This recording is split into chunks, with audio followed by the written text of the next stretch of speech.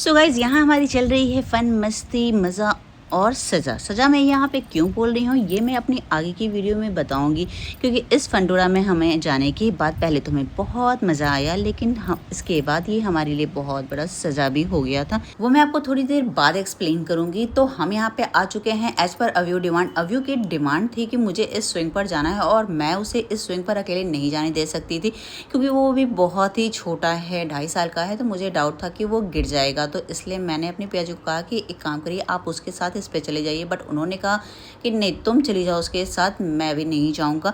फिर हमने डिसाइड किया कि एक काम करते हैं, हम सभी लोग इस पे चलते हैं, क्योंकि वहाँ पे मोस्टली पेरेंट्स थे जो बच्चों के साथ इस स्विंग पर बैठे थे। और इस स्विंग पर बैठने के बाद ना मुझे बस मेरा बचपन याद आ रहा था और अंदर से मुझे बस ये वाली फीलिंग आ रही थी, दिल तो बच्चा है जी, थोड़ा कच्चा है जी, दिल तो बच्चा है जी, हाँ थोड़ा कच्चा है जी। दिल तो बच्चा है जी। बस उस टाइम ना मेरे माइंड में बस यही वाली फीलिंग आ रही थी। सच में यार, हम कितने भी बड़े हो जाएं, कितना भी हमारा एज हो जाए, लेकिन ये जो बच्चे वाली फीलिंग है ना, वो कहीं ना कहीं हमारे दिल में ज़िंदा रहती है। और जब हमारे सामने ये सारी चीज़ें आती हैं ना, तो वो बाहर आ ही जाता है। बस हमारी जैसे जैसे एज होती जाती है ना, और उसके अकॉर्डिंग जो हमारे ऊपर रिस्पॉन्सिबिलिटी जाती जाती है, तो ये सारी जो फीलिंग्स होती है वो कहीं ना कहीं जाके वो छुप जाती है, दब जाती है। एंड मैंने ना ये कहीं सुना था कि जब आपको अपना बच्चा होता है तो आपको एक बार फिर से अपना बचपन जीने को मिलता है।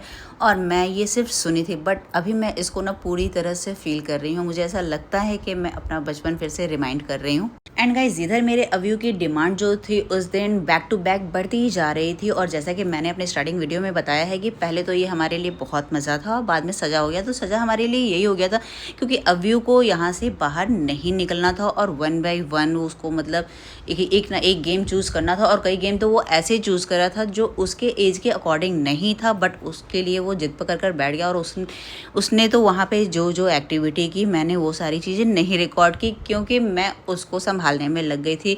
हम दोनों ही उसे संभालने में लग गए थे, तो इसलिए हम लोगों ने उसे रिकॉर्ड नहीं किया। और उसने बाद में ये गेम भी चूज़ किया जो उसके अकॉर्डिंग नहीं था, तो जिसकी वजह से उसके पापा को ये गेम कंप्लीट करना पड़ा। देन और हमें बहुत ज़्यादा ही भूख लग चुकी थी और उसे इससे बाहर नहीं आना था। फिर मेरे पिया जी ने कहा कि तुम एक काम करो, तुम बुआ फूफा जी लोग को लेके जाओ, कुछ खाने का ऑर्डर करो, तब तक मैं ट्राई करता हूँ इसको यहाँ से बाहर निकालने के लिए।